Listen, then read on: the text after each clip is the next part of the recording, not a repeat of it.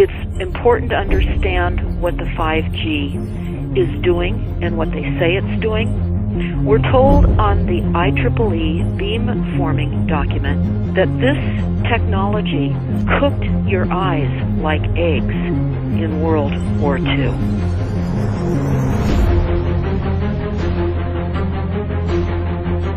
And you all need to understand these are military weapons. These are assault frequencies. If you garner nothing more than that, that's what you need to know. It's microwave radiation warfare is what this is.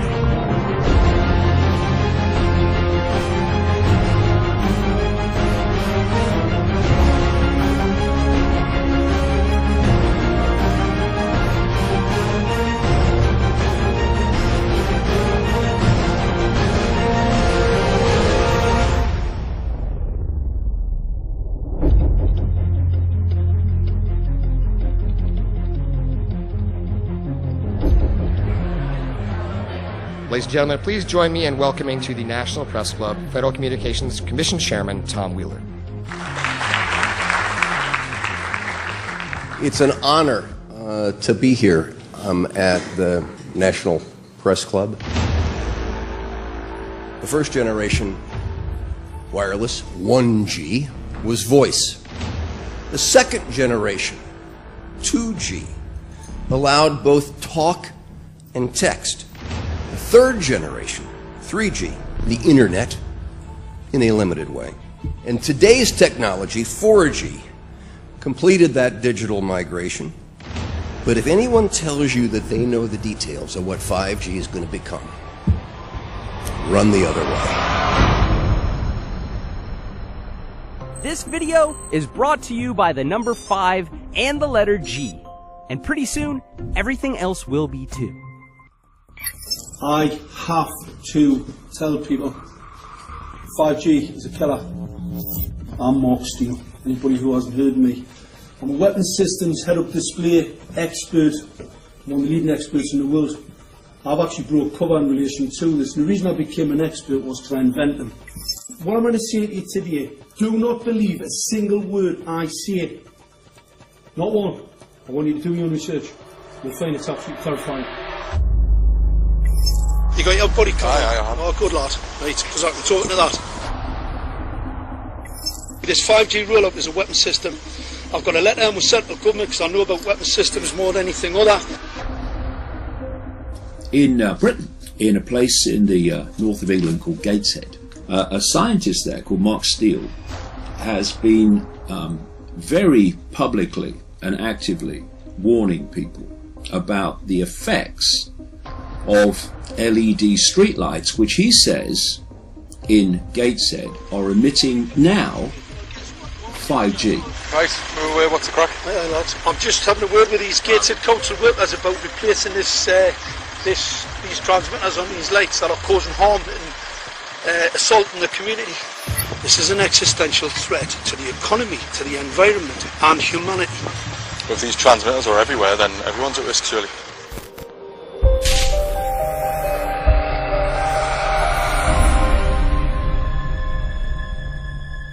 There's a lot of confusion about what 5G is. The G stands for generation. So you started off with the first transmitter system. Back in the 1980s. In the 80s, yeah. So you had 1G, then you had 2G. And as the generations moved on, you started to see more complex signal systems, cleverer pieces of antenna designs, etc., etc. So the whole thing became more data, quicker downloads, etc., etc. However, 5G is something completely different. Right, let's get a breakdown. Let's tell the people what this really is. This is the 5G transmission device. That's a hell of a beast, that, isn't it? These are the uninsurable transmitters. Just get a good look at that, guys, because obviously I know there's quite a few experts who want to see more detail about the transmitters and the chipsets. Just have a good look, boys. This is the control management system masquerade. There's an antenna there, you see that? What is this phased array antenna here? What's that? This is for phased array, alright? As you'll see, it's got a driver, it's got some chip there. It's one chip. Look at the chipsets on this. This is your dystopian world. What did Gated Council say? I'll tell you what, I think we better send some of these educated fools back to school, or just send them to prison. Whichever's the easiest. I think prison's probably better. Alright, that's 5G, guys. That's 5G hardware. You must consider the whole part played by electricity in nature. Human beings cannot go on developing in the same way in an atmosphere permeated on all sides by electric currents and radiations. It has an influence on the whole development of man. This life of men in the midst of electricity, notably radiant electricity, will presently affect them in such a way that they will no longer be able to understand the news which they receive so rapidly. The effect is to damp down their intelligence. Such effects are already seen today. Even today, you can notice how people understand the things that come to them with far greater difficulty than they did a few decades ago. Rudolf Steiner, 1924. Rudolf Steiner noted that in 1924, since then our atmosphere has become far more permeated with electric waves of widely diverse types. There's no doubt now that electric waves, electromagnetic forces, cause direct biological effects. There's thousands of peer-reviewed papers on this subject. There's no doubt about it. But what are these effects? How are they affecting us? What can we do about it? We're now at a stage where we're putting in what's called 5G, which is a special type of broadcast for high-density information transfers. And it turns out that this is the same frequency bands that are used in crowd dispersal weaponry.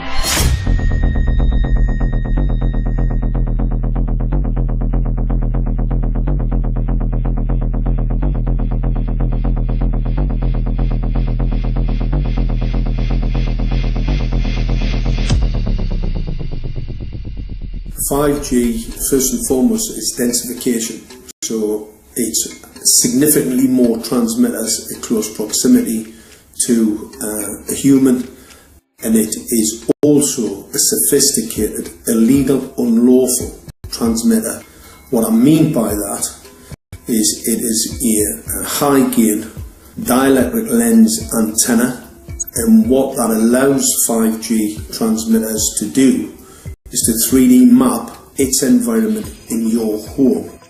The 868 megahertz frequency is specific for battlefield interrogation systems, so sub-gigahertz. It allows the signal to travel through concrete brickwork with ease, and it can actually data gather. It is a target acquiring system. Phased array is basically radar off the battlefield. It is extremely good at identifying targets and being able to lock onto targets. And not only that, it can specifically target you as an individual. So any judge sitting on an interesting case, let's say, any lawyer, any barrister, anybody doing any work that is potentially controversial, your life could be at threat. So the antenna design that you currently have on top of these LED streetlights, masquerading as a control management system, is basically battlefield interrogation equipment. The first phased array unit was actually called Mammoth, used by the Germans during the Second World War to identify Allied aircraft. Obviously things have moved on significantly since then.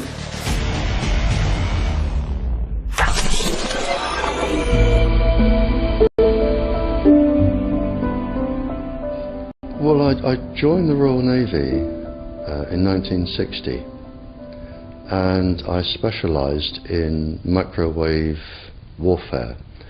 Radar, obviously, which uses microwave, but they don't just teach you radar, they teach you all about microwaves and other uses. So I understood about microwave warfare and how it can damage people, how it can harm people. Microwaves then were used as weapons, as they are today.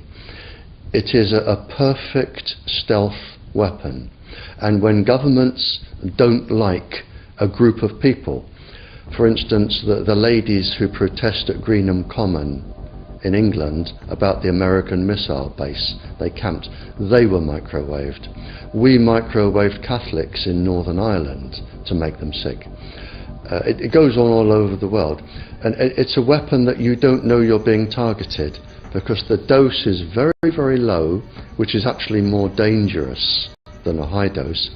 It's very, very low, and it may take a year or two, but you can cause neurological damage and cancers with low-level microwaves, and you can make all your opponents sick. It's a perfect weapon for a government. Our impulses are being redirected. We are living in an artificially induced state of consciousness that resembles sleep. Their intention to rule rests with the annihilation of consciousness. We have been lulled into a trance. They have made us indifferent to ourselves, to others. We are focused only on our own gain. Please understand, they are safe as long as they are not discovered. Keep us asleep, keep us selfish, keep us sedated. Almost immediately, I had neighbours knocking on the door, talking about children bleeding from the nose. I had images posted on Facebook. And one neighbour in particular came to my door and mentioned the fact that since the LED street lighting had been installed, she was bleeding from the nose every single night. I thought it was unbelievable. However, I spoke to another neighbour who lived not far from the first lady who mentioned this, and she also confirmed that since the LED street lighting had been installed, she also had started to develop nosebleeds and had never had nosebleeds before in her life. That then put me on a journey to investigate. I measured microwave radiation levels from the transmitters on top of the LED streetlights. The basic 868 megahertz, it was significantly higher than the current Council of Europe 1815 resolution, which is a maximum of 600 millivolts. I've measured up to over 3,000 millivolts. 5 to 6 times higher than the guidelines. Significantly higher than the current Council of Europe 1815 resolution, which states that 200 millivolts should be the maximum. The Bioinitiative report states that it should be significantly less than that. So we've got the Council of Europe, that's, you know, the international criminal courts are stating that, you know, the learned judges have said that 200 millivolts, and I'm measuring in bedrooms in Gateshead minimum 600 and up to 4,000. Does this mean that in 2020, 2021, when 5G is destined to roll out globally, that you're going to get those kind of readings everywhere all the time? Everywhere all the time. Worse than that? Worse than that. Yes, 5G will connect the Internet of everything. If something can be connected, it will be connected in a 5G world. Hundreds of billions of microchips connected in products from pill bottles to plant waterers, requiring massive deployment of small cells. We won't wait for the standards. Now, to make this work, the 5G build-out is going to be very infrastructure intensive. We must reject the notion that the 5G future will be the sole provenance of urban areas. The 5G revolution will touch all corners, and that's damn important. The interconnected world of the future will be the result of decisions we must make today.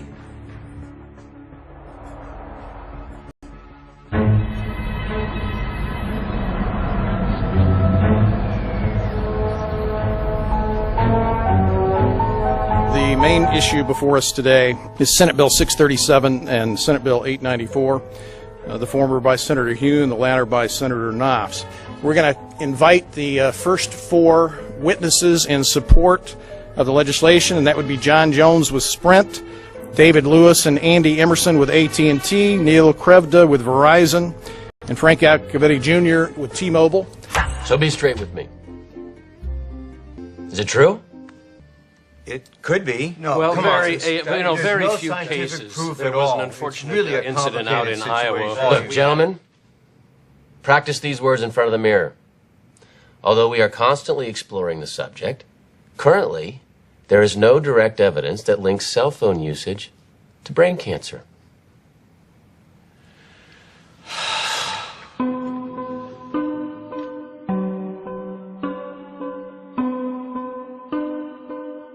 I'm Sharon Goldberg. I'm an internal medicine physician. I've practiced medicine for 21 years, and my background is mostly academic, internal medicine, hospital-based, clinical research, and medical education. I'm a certified Microsoft small business specialist. I've worked on space station designing the cabling system for the airlock module, where I was responsible for EMI, EMC analysis, which is electromagnetic interference, electromagnetic compatibility. I am a professor in the Department of Epidemiology, Biostatistics, and Occupational Health, and I teach there both toxicology and health effects of electromagnetic radiation. My name is Daphne Tachover, and I'm the founder of an organization called We Are the Evidence. We are an organization that represents the many adults and unfortunately many children who have become very sick from wireless technology radiation. There seems to be a couple false Easter eggs being put out there right now. I want to make sure we dispel that right off the gate. The effects of wireless on health scientifically are very, very clear. So it's always pushed back to the definition of an acceptable level of radiation. And that's what this is, by the way. This is about radiation. Wireless radiation has biological effects, period. My name is Dr. Angie Kolbeck. I've been reviewing the studies showing the impacts of wireless radiation on our health, and there are now thousands of studies showing the following adverse health impacts to wireless radiation: cancer, oxidative damage, DNA damage, DNA failure. Things like memory, dizziness, anxiety, brain fog. Headaches, nosebleeds, cognitive problem, exhaustion. We have evidence of DNA damage, cardiomyopathy, which is the precursor of congestive heart failure. Short and long-term memory loss, decreased attention spans, lower reaction times, even involuntary contractions of muscles causing misalignments of spines and jaws. Breast cancer. We suddenly have breast cancer in women who have no DNA predisposition. Disrupted immune function and change in stress proteins, reproductive and fertility effects. There are dozens and dozens of studies that show beyond any doubt what this radiation is doing to our sperm. Now, if you take the cell phone out of your pocket, the sperm will recuperate within 3 to 4 months. What would not recuperate would be the damage to the DNA of the sperm. That is irreparable. The wife of the ex-governor of Indiana was diagnosed with glioblastoma. Same brain tumor Ted Kennedy had and John McCain had. Did you look at John McCain's scar? This is a cell phone brain tumor. LeBron James, one of our sports people, had a salivary gland tumor. That is another cell phone tumor. You didn't hear about it because immediately after that was discovered, he was paid by Samsung to become their spokesperson. We are seeing increases in brain tumors. We're seeing increases in Alzheimer's. We're seeing increases in all of the neurotransmitter diseases, ALS, Lou Gehrig's disease, Parkinson's. These are all disease systems that are known to be associated with low-level energy exposures. We talk about 24/7, around-the-clock exposure, wherever you are and your whole body. You never get away from it. And it seems from our studies that maybe your immune system can cope with for a time, but it will deteriorate. Then the irradiation will definitely damage cells at a deeper level, and the question is what will then happen? These are out of peer-reviewed papers, so these are not just hypochondriacs thinking that they're doing it. We're having real problems with this. This is no longer a subject for debate when you look at PubMed and the peer-reviewed literature. These effects are seen in all life forms: plants, animals, insects, microbes. So 5G is not a conversation about whether or not these biological effects exist. They clearly do. There is scientifically evidence that is so strong that you can be certain that the standards used by the FCC to manage health effects are wrong. We need to start measuring how much radiation are people being exposed to. before we roll out 5G, there are 4 kinds of electromagnetic fields that we know are harmful to human health. So radio frequency radiation, magnetic fields, dirty electricity, and electric fields. Okay? Our exposure, any given person, and all humans are affected by EMFs. What is our exposure in a day? It's not one cell phone. It's cell phones, it's multiple wireless networks, it's smart meters, it's cell towers. It's this sandwich, and it all adds up. The data we're going to look at are all published science, testing results, or public standards. At the bottom end of the radiation scale of what's called power density, or signal strength, is the minimum level at which cell phones will work, which was found to be 0.2 billionths of a microwatt per centimeter squared. Pine needles were found to age prematurely at 0.000027. At short-term exposures of 0.05, children aged 8 to 17 experienced headache, irritation, concentration difficulties, and behavioral problems. 0.1 is the biobiology or building biology guideline for extreme concern. 1.0 produced sperm DNA fragmentation and a decrease in sperm viability in vitro. Also at 1.0, the science shows the following bodily effects can occur: headaches, dizziness, fatigue, insomnia, chest pain, difficulty breathing, and indigestion. 2.5 saw altered calcium metabolism in heart muscle cells. 4.0, changes in the hippocampus affecting brain memory and learning. And at 6.0, DNA damage in cells. So, where are smart meters on this list? Electrical Power Institute in December 2010 measured a single Itron smart meter with pulses up to 7.93 microwatts per centimeter squared. Our own testing indicated approximately 8.0 with 1 meter.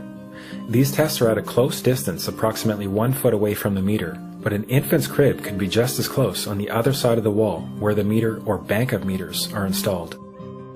Even though there are all these known health effects at levels far lower, Switzerland, Liechtenstein, and Luxembourg see fit to set the standard at 9.5. And China, Poland, and Russia, 10.0. This is the same level at which behavior has been altered, producing reflexes of avoidance following 30-minute exposures. A room of 12 smart meters, very common and even a conservative number in an apartment building, tested at 19.8 microwatts per centimeter squared. This is hundreds of times higher than levels which clearly indicate harmful effects. So, how can utilities and governments get away with forcing these devices on everyone? This is how. In Canada and the US and several other civilized countries, the safety limit is set at 600 to 1,000 microwatts per centimeter squared. This so-called safety limit is literally tens of thousands of times higher than levels which are known to damage health according to peer-reviewed published science.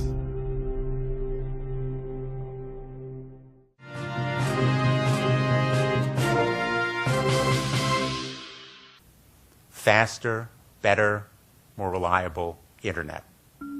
That's the promise of 5G technology, but there is also the peril. Health hazards associated with radio frequency that is higher also and requires more transmitters and antennas. And the stark, simple fact is the health hazards are unknown and unstudied. And that is a sign of neglect and disregard on the part of the Federal Communications Commission that seems unacceptable. There have been no answers so far. The FCC basically has said everything's fine, but in order to reach a conclusion about the health and safety of this new technology, we need facts. Mr. Chairman, thank you for having this hearing. 5G, as you well know, also uses higher frequency waves that don't travel as far and will rely on a network of hundreds of thousands, potentially millions of small cell sites. And the question then is, are there any health implications, any public safety implications to those additional sites that are likely to be located close to homes, schools, workplaces, and closer to the ground? Correct? Correct, Senator. Yes. So my question for you, particularly Mr. Gillen and Mr. Berry, how much money has the industry committed to supporting additional independent research? I stress independent research. Is that independent research ongoing? Has any been completed? Where can consumers look for it? And we're talking about research on the biological effects of this new technology. Thank you, Senator. I think, thank you for your focus on the issue. Safety is paramount, and as you alluded to, we rely on the expert agencies, we rely on the findings of the FDA and others as to the requirements to keep all of us safe. There are no industry-backed studies, to my knowledge right now. Happy to visit with you as to what opportunities you think there needs to be more studies, and we're always for more science. We also rely on what the scientists tell us. So essentially, the answer to my question, how much money? Zero. I can certainly follow up with you, Senator. To my knowledge, there's no active studies being backed by industry today.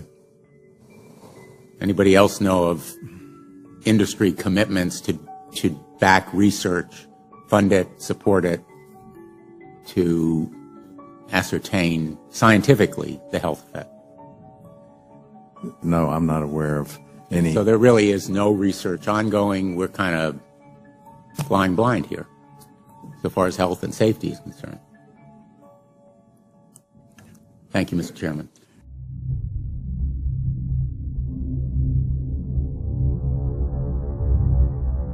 You're a trained medical professional. Yes. We don't have one on the panel. What are we to make with of the American Cancer Society, for example, telling us there's no evidence of harmful product? Many of these organizations have conflicts of interest. Very briefly, if you can, what do you mean by conflict of interest? One of the first things that you teach residents is that you always have to look at the funding. There's a tremendous amount of sponsored research by people who are hired to do studies to find no effect. And that's plagued this field in a number of countries. The radio frequency radiation work that we did was supported by Motorola. The relationship was really very cordial and very stress-free, but only up until we started generating data. These folks were very, very upset and began to talk about how are they going to handle this, what sort of spin can we put on this, what can we expect from this, and from that point on the relationship changed. What we saw was that Motorola began to exert more and more control over the work, telling us what to do, telling us how to write abstracts, what to say in the abstracts, what to say in the papers, how to do the work. No, don't do this. Yes, do it this way. This was unacceptable.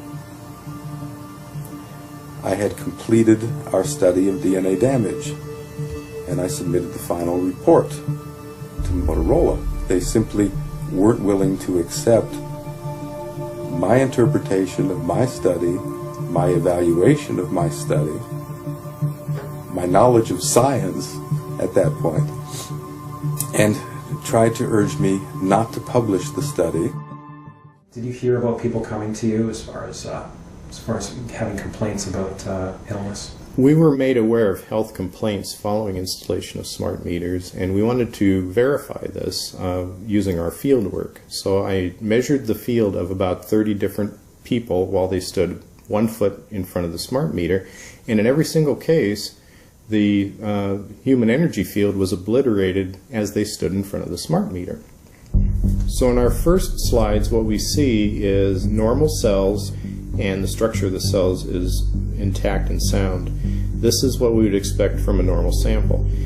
So after 2 minutes of exposure in front of the smart meter at about 1 foot away, we see a totally different story. Sample 1, you can see a lot of degradation in the cells. The cell walls have been broken, and you see changes in the cells which are called mycoplasma. It shows a mutation to the cell. In the second sample, we see a different type of degradation to the cell membranes. You can see a corrugation here. This is called bottle cap formation, and it's known that this occurs due to oxidation or exposure to free radicals. So this third subject, when we did her sample, she had to be pulled away from the meter after 45 seconds because she complained about an increasingly severe headache. And here you see a phenomenon called rouleau, where the red blood cells are stacking up, which makes it very difficult for the blood to deliver oxygen to the tissues as they would be their normal function. Every single one of these is a degradation. Every single one of these shows a trauma to the blood cells, and that came from something, and the only variable was the smart meter. The good news in all this is the patient and the blood can return to normal once they have been removed from the influences of these stressors.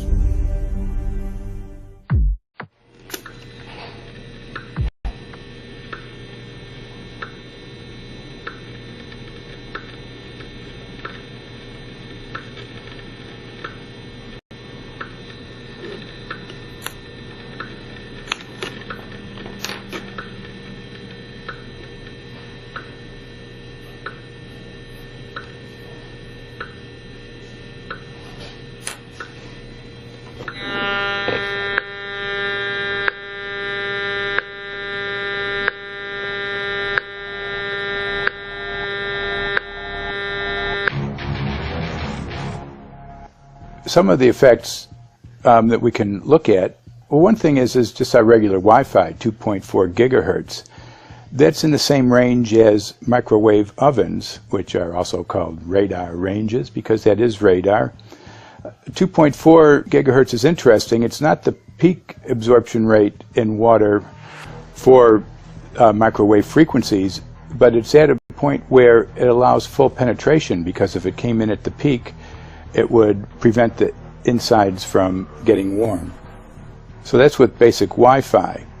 Now when we look at 5G, 60 gigahertz, this is what they call active dispersal sort of weaponry, just to keep people back. It burns the skin. It doesn't penetrate, but 60 gigahertz is the frequency of oxygen molecule absorption. Since they have electrons that they share with each other, what we breathe is actually O2, pair of oxygen. So being bombarded with 60 gigahertz could very well impair our oxygen absorption rate in our body, and thereby the whole basis of our living system. Martin Paul says, putting tens of millions of 5G antennas without a single biological test of safety has to be about the stupidest idea anyone has had in the history of the world. So assessing all this, we have experts in various fields: military EMF weaponry, biological effects on humans, firefighters that are getting cognitive impairment by being there in them, countries that are banning these sort of technologies around schools because of the impairment to cognitive. Let's weigh that up in light of what Rudolf Steiner said in 1924 about just mere radio causing the impairment of cognitive functions on people, that they can receive news from around the world, but they can't understand it as well because of the effect of the electricity. We have to say, something smells sinister here.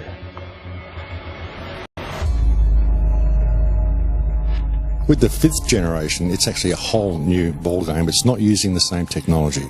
They're switching to military-grade millimeter wave technology. And when you look at this technology, I mean, if you go and look at DARPA reports, come and look at some of the patents that the United States military has put out on what they can do with psychological weapons, all sorts of things, crowd control, active denial, anything you can think of, this is what they can do with 5G. So any type of military application you can think of which has an electromagnetic base, they can do with 5G. And they're putting this out blanket across the population. Ladies and gentlemen, the President of the United States. Good evening, my fellow Americans. In the councils of government, we must guard against the acquisition of unwarranted influence, whether sought or unsought, by the military-industrial complex. The potential for the disastrous rise of misplaced power exists and will persist. We must never let the weight of this combination endanger our liberties or democratic processes.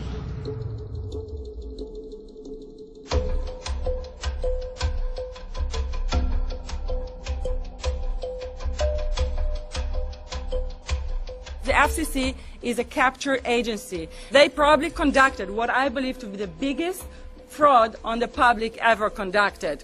The FCC has been described by Harvard University's Center for Ethics writer Norman Alster as the most captured agency in D.C., acting more as an industry cheerleader than a regulator. This is especially true today with 5G, where there are serious safety concerns and potentially misleading information coming from the FCC. For example, the previous chairman of the FCC is Tom Wheeler. He was the head of the Wireless Lobby Association for 14 years. Now remember, Obama told us there would be no lobbyists in his administration, so he took the biggest lobby and put him as a head of the FCC. And that's damn important.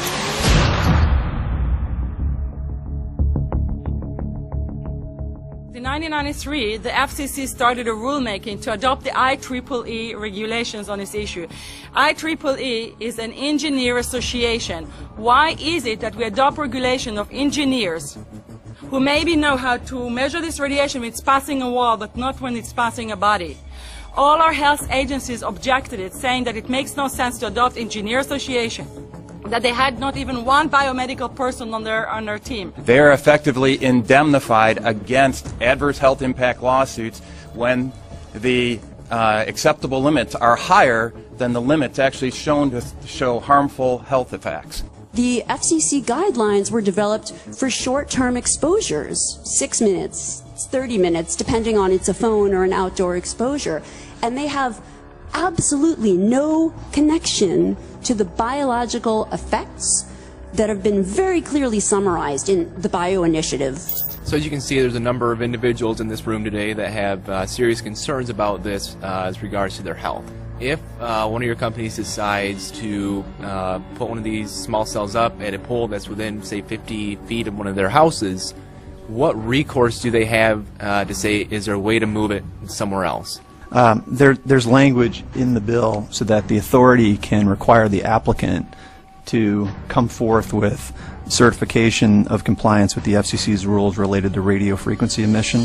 Remember that denial of request or denial of permit request that you can put in?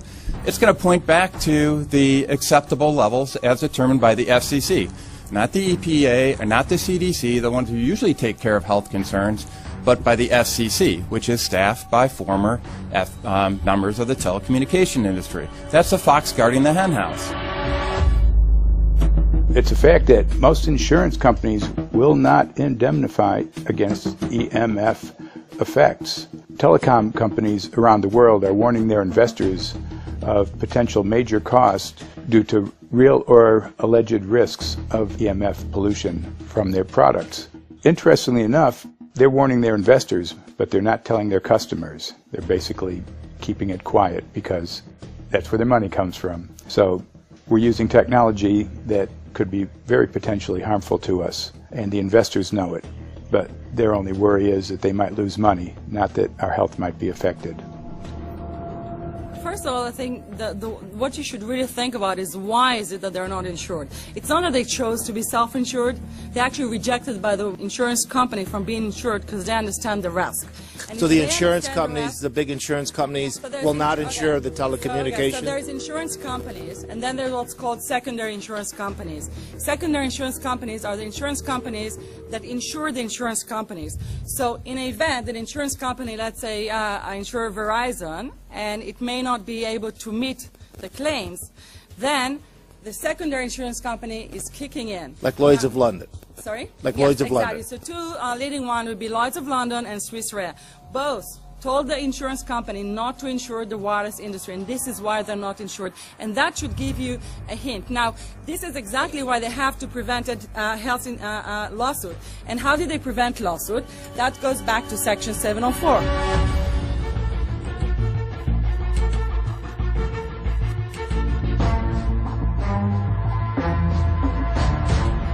Section 704 was passed in 1996. This is how our rights in regards to health were taken away by the wireless industry.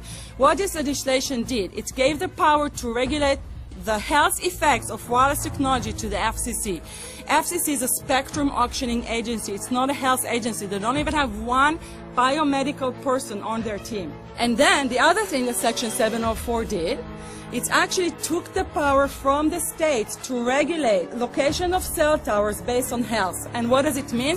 It means that if they want to put a cell tower in front of your home, you cannot go to your city council and say, hey, stop, I don't want it. I just heard in a lecture that there are 10,000 studies proving that it's harmful. I don't want it. My child is sick. They would tell you, stop.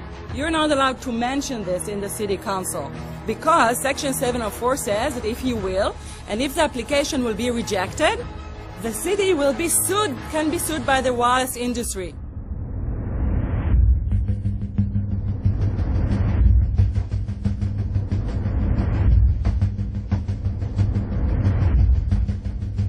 A major U.S. government study on rats finds a link between cell phones and cancer. Very first government study linking the radiation from cell phones to cancer. 2-decade, $30 million federal study out today found there is some evidence of a link between cell phone radiation and brain cancer.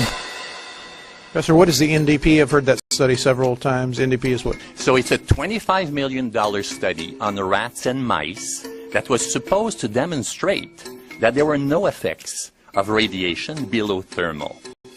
And in fact, it demonstrated exactly the opposite. And it follows on the heels of two major studies on animals that said exactly the same thing. And that study was designed perfectly to make sure that it cannot be challenged, that there will not be any doubt. That's why it took them 14 years. That's how they prevented discussion of health. And why do they want to prevent discussion of health if there's no problem with health? Simply put, FCC is completely unprepared, unable, and possibly unwilling to oversee 5G for safety, even as it barrels toward us. They are falling back on tired definitions and panaceas long since disproven by science. To make matters worse, recent FCC rulings and numerous industry-friendly bills passed at state and federal levels between 2016 and 2018 removed the last vestiges of local and state review over infrastructure siting, just when we need it the most. When those first studies were performed years and years ago, nobody knew about the importance of the microbiome, the role of the microbiome and the immune system, and even less the role of the microbiota inside our brains, that is, the microbes that are normally resident inside our brains, whose influence on brain function is nothing but immense. And you may think, well, who cares about the microbes? The less microbes we have, the better it is. Well, we know by now that this is not absolutely the case, because microbes are truly essential for the development and function of all our organs and systems. Our immune system is based on the microbes we have in our gut. And our brain also has microbes that influence its function. In tests, it's been found things like mold. If you grow mold inside a Faraday cage, it'll grow one way, and then, even if the electromagnetic fields are around, take the Faraday cage away, and some sort of 600 biotoxins are developed within the mold because of the effects of the EMFs upon it. Electromagnetic fields, even of weak quality, have an effect upon our microbiome, which is really essential to our whole being. This is going to eviscerate microbial DNA inside human beings, which is our effective operating system, number one.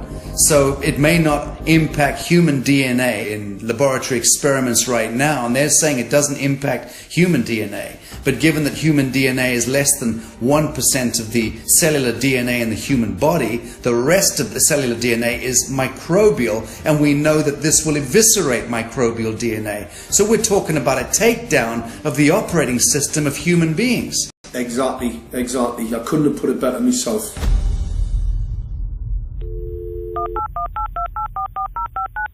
John Brandt. Good morning, Mr. Brandt. Wow, this is Amanda from Virginia. Hi, how are you? Hi, I've been trying to get a hold of you for months now. You guys are covering up chemtrails. No, we are not covering it. We have no reason to cover up chemtrails. Of course, you have every reason to cover it up. Every reason. It's called losing your job. What reasons will that be? Oh, well, you personally, you would lose your job if you were to reveal anything to me, and it's probably unsafe for you to even be speaking about this. considering the types of individuals you work for. It's not unsafe. There's, It is unsafe. There's no problem with us talking on, you're a citizen, you're making a complaint. Oh, Lord have mercy on myself. It's a complaint in an area that we don't have authority to regulate.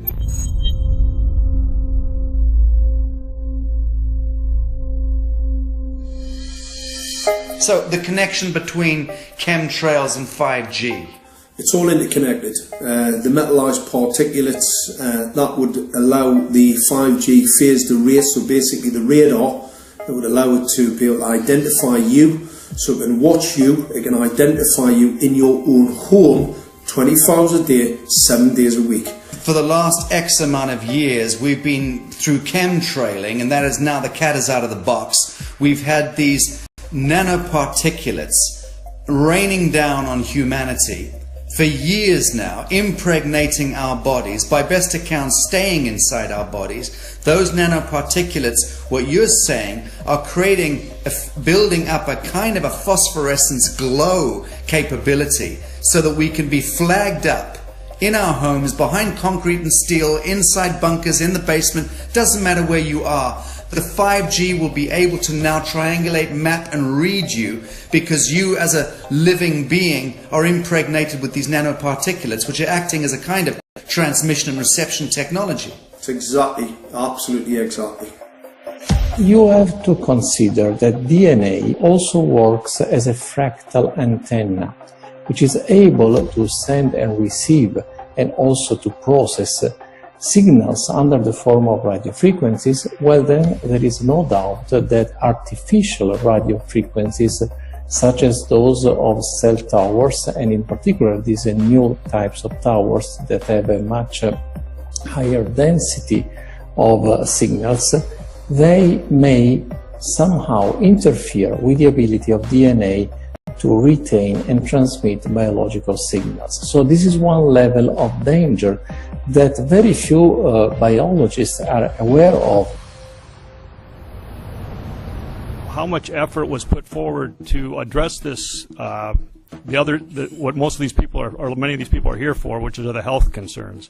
Was there any dialogue back and forth? Was there any working? Was there many studies evaluated to look at regarding this area? Maybe not every person that has concerns on the legislation was brought to the table. Okay, so from your perspective, you feel that there was a legitimate amount of time to evaluate the data that the opposition would have on this? Absolutely, and I wouldn't put forth something that I didn't believe in. And I'll tell you, as I mentioned earlier, and it's been commented several times amongst the panel here, this is truly an economic development issue. Our 3-year-old, again at home, is outraged when we pull out the driveway and he's not able to access Wi-Fi.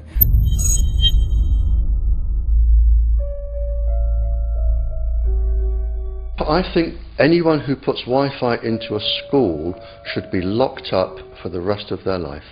I really do. I think they're not fit to walk on the surface of this planet because they haven't looked at the research, and whatever incentive they have, it is not worth the genetic problems that parents are going to face with their children when they're born. France has banned Wi-Fi in nursery schools and put warnings out for regular schools because they're finding there's impaired learning capacity in children when they're around Wi-Fi. And they have to put up warning signs where they put Wi-Fi transmitters.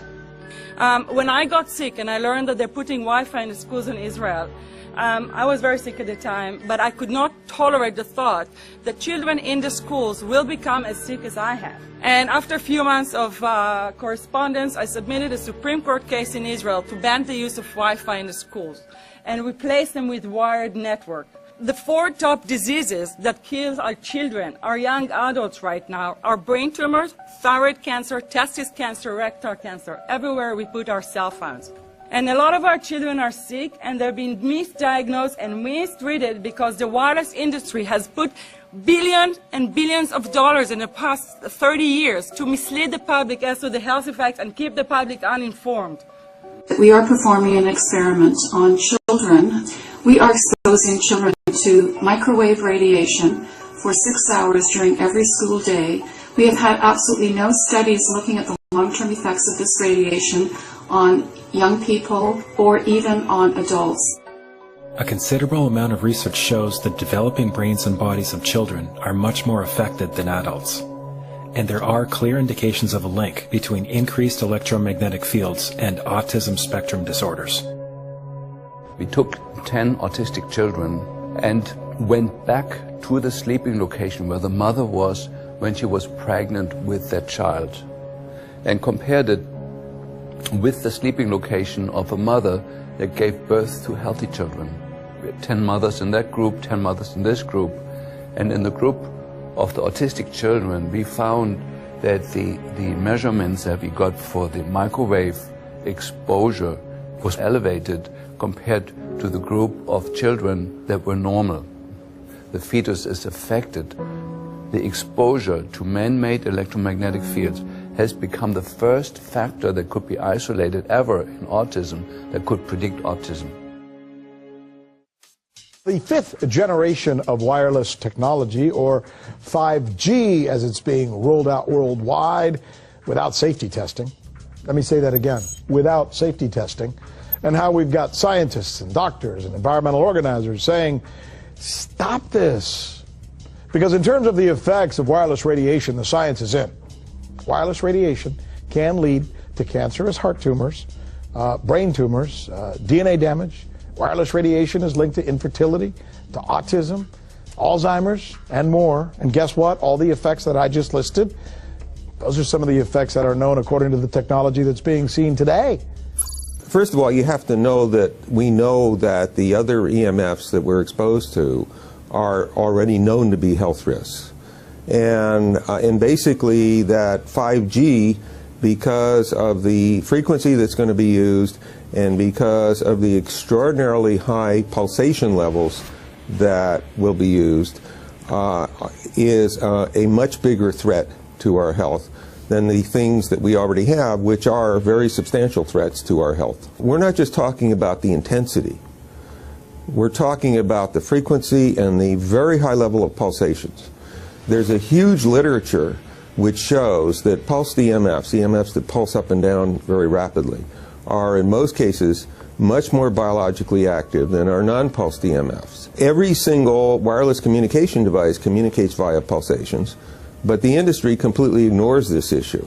The problem with 5G is that they're planning to put out tens of millions of these antennae all over the place without doing one single biological safety test. Are you implying possibly that we, the consumers, are the guinea pigs since they haven't really done tests to see the effects in a smaller setting? I mean, that's not an implication, it's a statement. We are, yes. Cancer is not the main concern that I have. I'm really concerned about sperm count and about effects on pregnancy. How many of you know that 1 in 6 American couples is unable to have a child when they want to? How many of you know that last year the birth rate in this country dropped the most that it ever has in recent history, 3% in a single year? People look at the sperm, and people use cell phones, and the sperm, usually sperm swim, and they swim straight. But if you expose them to radio frequency, mobile phone waves, they swim in circle. Studies have been done here in Australia, taking sperm from healthy men. And one test tube gets exposed to cell phone radiation, and one test tube is not exposed to mobile phone radiation. And then the results are evaluated. And this is a measure of vitality. We measure how well the sperm swim. This is a measure of motility. This is a measure of mitochondrial DNA damage. They have 3 times as much damage on their DNA if they have been exposed to mobile phone radiation. The data on that are rock solid. Cell phones can damage sperm quantity and quality. Your embryo, your uterus in the fetus, where your child is developing for the first 100 days, in the ovaries, the eggs do not have that protection. So they are at maximum risk from radiation. And for the first month or so, you wouldn't even know you were pregnant. you wouldn't even be taking precautions. That is the main danger area. So you give birth to a daughter, but her ovaries are now contaminated. She may be normal, she may be genetically damaged, but her ovaries are at the most risk. So when your daughter grows up and she becomes pregnant and has a baby, this is where one of these eggs will be fertilized and come out. So the real damage here is your grandchildren. That is where it is going to show most. Do you think that there is a chance that within the third generation of females they may be irreversibly sterile? Not in the third generation, but in the fifth generation, and that would for humans be something in the order of 150 years ahead of us. And of course, then it's too late to say that you are sorry, and it's very too late to say stop. There is a wealth of papers. I mean, we're talking about thousands of published papers in the scientific literature, few of which, or sometimes none of which, have entered the official documentations from authorities and likewise. So I think it's really time to have an independent compilation of data. Such was done at August 31st, 2007 in the form of the Bioinitiative report, of which I was one of the authors. And then we put together approximately 2,000 scientific references on a little bit more than 600 pages, clearly saying that if you, for instance, if you are a rat or a mouse or a cell or a molecule, you should definitely not allow yourself to be exposed to this. And in the meantime, we have this full-scale experiment using our own kids. One interesting case, John Patterson, he was a telecommunications engineer in Sydney, Australia. Very brilliant man. For 20 years, John tested Telstra digital systems. Over the time, he realised the dangers of electromagnetic radiation. It disrupts the bioelectric system of your body, which is really your brain, your nervous system, how your muscles talk. And he tried warning of these effects through different agencies, through his company. Got all the test gear out and measured it and drew up a report, and I was immediately removed from service. Finally, in 2007, he took matters into his own hand. He commandeered a used British Army tank and went and destroyed 6 cell phone towers in Sydney, Australia, because he wanted to stop this. He was trying to make a point. The message was that how dangerous it was. You know, these people were elected by us to manage our infrastructure in a responsible manner. That is the sole purpose of government if it's going to exist at all. And if it doesn't do that, then it has no right. It is invalid. So we need to pull this infrastructure down. We really do. But in order to do that, I mean, we can't just be some violent domestic terrorist. You've got to bring this awareness to the people that these towers are doing them damage. You don't need bandwidth that fast. And they're not doing it so you can download movies quickly. They're doing it so they can track every single thing you do and bring in this social crediting system to control even everything you think. There's a story about a lady called Claire Edwards. She was a United Nations staff member, and she was warning of the potentially catastrophic dangers of 5G technology. I took the issue to the UN Secretary General, Antonio Guterres. He is a physicist and electrical engineer, and lectured on telecommunication signals early in his career, yet asserted to me that he knew nothing about the dangers of 5G. Current public exposure levels are at least 1 quintillion, that's 18 zeros, 1 quintillion times above natural background radiation, according to Professor Olle Johansson of the Karolinska Institute in Sweden. The highly dangerous biological effects of EMFs have been documented by thousands of studies since 1932, indicating that we may be facing a global health catastrophe orders of magnitude worse than those caused by tobacco and cigarettes. 5G is designed to deliver concentrated and focused electromagnetic radiation in excess of 100 times current levels in the same way as do directed energy weapons. There is currently an international appeal signed by 237 EMF scientists from 41 nations urging the UN and particularly the WHO to exert strong leadership in fostering the development of more protective EMF guidelines, encouraging precautionary measures and educating the public about the considerable health risks, particularly the risks to children and fetal development. Sorry, because we are talking with someone that is a little bit ignorant on these things. We're talking to the Wi-Fi systems. I become worried because I put those devices in my house. I will have to, I confess my ignorance on this. We will have to, but I'm going to raise this with WHO, which I think is the organization that might be able to deal with it properly, because I must confess I was not aware of that danger.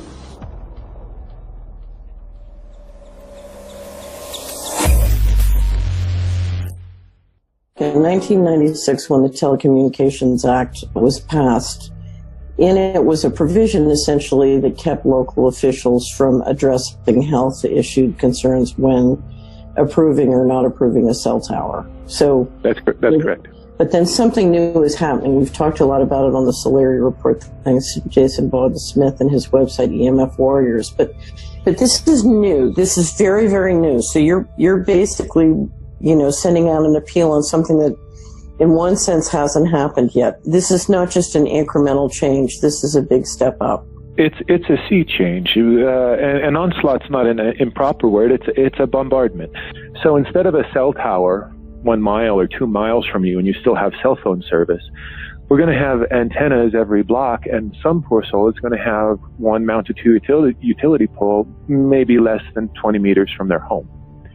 So this kind of, invasive bombardment with this many antennas, just in 1 square mile, if you do the math, 1 per block and 16 blocks per mile, that's about 250 antennas per square mile. The millimeter wave is untested. Former FCC Chairman Tom Wheeler openly said that they don't plan to test. We won't wait for the standards. And then our appeal also addresses the fact that there's a plan to roll out 5G through satellites in low Earth orbit. So 20,000 satellites, which will cover every square foot of the planet with a 5G signal. 6, 5, 4, 3, 2, 1. Night after night, politicians and other leaders were telling Americans that Sputnik revealed that we were at great risk. Not just our pride, but our security is at stake. If Russia wins dominance of this completely new area, well, I think the consequences are fairly plain. Probable Soviet world domination. We choose to go to the moon in this decade and do the other things, not because they are easy, but because they are hard. Because that challenge is one that we're willing to accept, one we are unwilling to postpone, and one we intend to win. Welcome, everybody, to the White House. This is White House 5G Summit. My name is Justin Clark. I'm the Director of Public Liaison, and we are thrilled to have you here today. Really happy to be joined by a lot of leaders in industry, members of Congress and the Senate, White House leaders on this, and people from the FCC. Before we start, one, we are government, so don't assume we know anything, okay? I do agree. I don't know anything. I have become accustomed to giving speeches in my new position on subjects about which I frankly know very little, and we need more cell towers and connections in Connecticut, my home state. It's ridiculous. The U.S. is in the lead thanks to our private sector as well as the work of the FCC and this administration overall. But China and South Korea and many other countries are eager to claim this mantle. We have every intention to deploy 5G first and reap the benefits of faster and more robust wireless. Yes, I hope we beat China, of course. And get to gigabit speeds and low latency, and the race has begun. Let there be no mistake. The race to 5G is a sprint. Winning the global race to 5G, it's a national priority. We must bear in mind the national security implications of winning the race on 5G. Today we're talking about the importance of being first in 5G, continued commitment to putting America first in the race to 5G. We're calling it America First, 5G First. Well, our strategy is called the 5G Fast Plan, a plan to facilitate America's superiority in 5G technology. Connected devices for health applications, which I love. It has the capacity to make people healthier, as I understand it, a lot of medical applications. Industry is not asking the government for money to build 5G networks. They're asking us to cut the red tape that surrounds infrastructure deployment. We cannot let today's red tape strangle the 5G future. The red tape slows and sometimes stops the building of densified network facilities necessary for 5G. As we continue our efforts to keep government out of the way so that America can continue its leadership for America to win the race to 5G. One path is the government regulatory path. The other path is the private enterprise free market. Gales of creative destruction, Schumpeter path. You ever heard that? Gales of creative destruction? It just means let it rip. The new replaces the old. With 5G, we're on the cusp of another era of American innovation. It means an even more connected world for everyone around us, unlocking the potential of the Internet of Things to become safer, healthier, and more sustainable for our future. You know, sometimes, look, we all believe in the 10th Amendment, but sometimes you have to override them.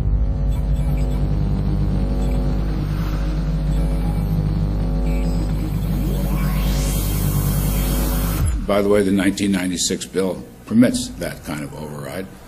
We're not here to be completely heavy-handed, but sometimes you got to do what you got to do. And some of these states or cities that don't want to cooperate want to shake us down. We can't allow obstacles and barriers to stop this movement. That's all.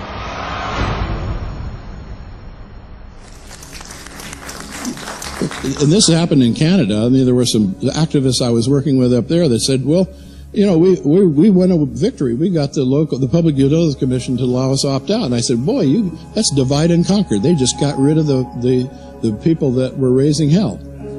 So, you know, that's not the answer. We need to opt out everybody. An opt-out is an agreement to pay to not be harmed. An opt-out is volunteering into extortion. An opt-out says that if I don't pay you, you have the right to harm me. So that doesn't work. This is a mandate. This is being pushed down your throat by a company that is not responsive, by a government that is not responsible, and it's being done in a collusion that's designed to undermine the individual rights of individual people in communities across the country and around the world. The Minister for the Environment has a duty. His duty is primarily to ensure that there is cleaner, better, healthier environment for people in this country. It's a simple duty. He also has a responsibility in regard to science and innovation to make sure that that happens.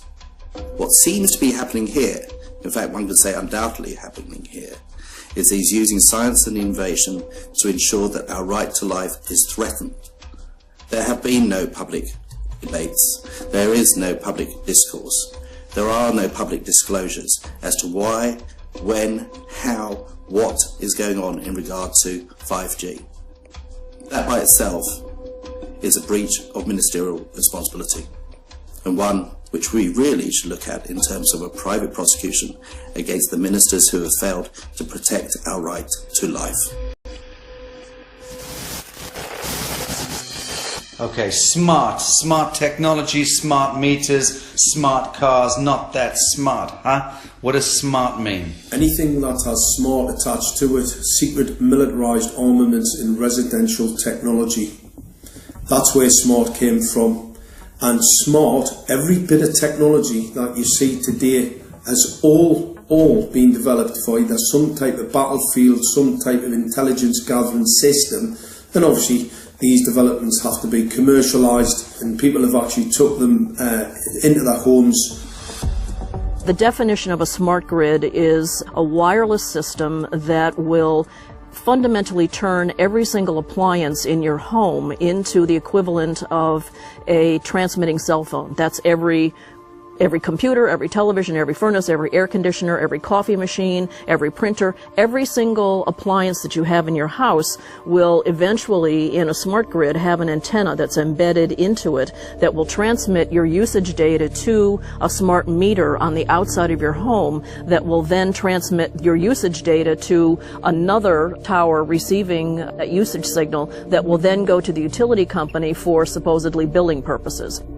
Not all signals will just be about your individual use. There will be aggregate meters that will bounce signal from house to house to house within a neighborhood that will then accumulate all of the usage data that will transmit that to the utility company. Now, what that will do is that the end metering system that is transmitting all of that data will be firing an RF signal at many, many times a second, which will increase the average homeowner's radio frequency radiation exposure exponentially. This picture shows some aphids on the leaf of an orange tree shortly after radar equipment was installed at a nearby airport a number of years ago. I noticed that every few seconds, all the aphids would tense up in unison and do sort of a little dance, as you see in the picture.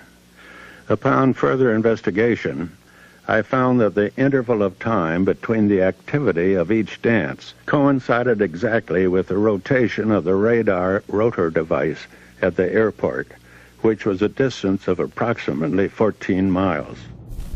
The antenna arrays create this steerable beam, which helps concentrate the energy. The beams get pointed at the user.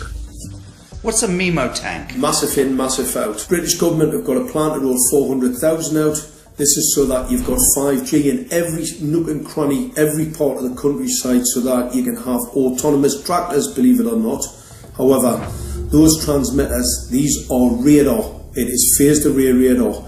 Though that radar signal sweeping the countryside will kill every pollinator, every biological structure, it will sterilise livestock, it will kill the ground, so consequently land won't have a value, obviously farmers will die, the community will be under attack. The community will be under attack. If we can't produce food, if we kill all the pollinators, we're in serious trouble.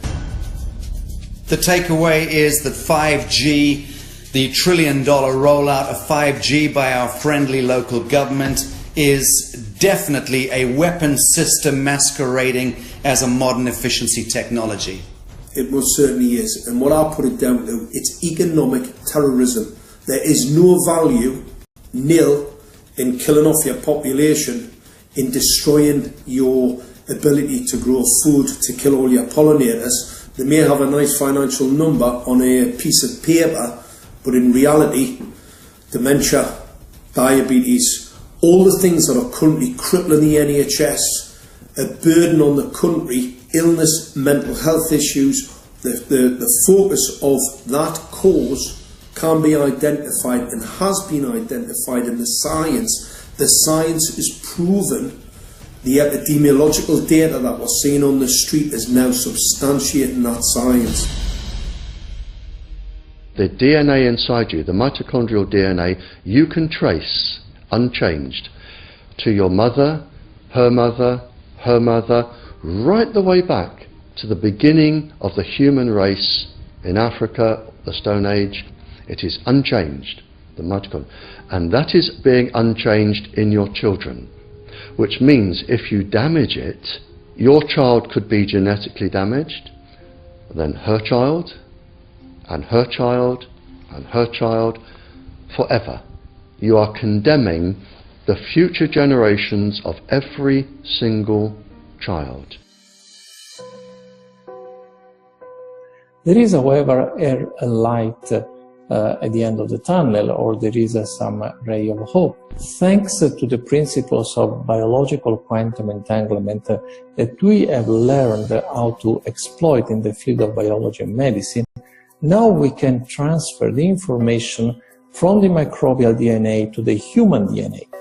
And in so doing, we can train, so to speak, the microbes to withstand whatever extreme condition they are exposed to, including this new technology. And then we can train them to transfer this resilience of theirs to our DNA.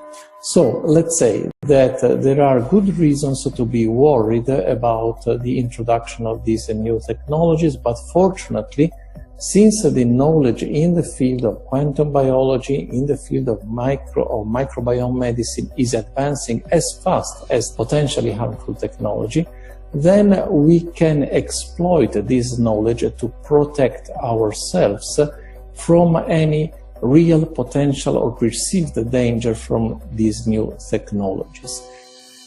I've met with molecular and cellular biologists, with blood microscopists, with weapons development experts, frontline activists and researchers, and all the stories I'm hearing from these experts and pundits leads to the same thing. 5G is almost certainly the end game. It is an extinction event brought into our homes, into our classrooms, onto the high street, into the very cells and DNA in our human bodies.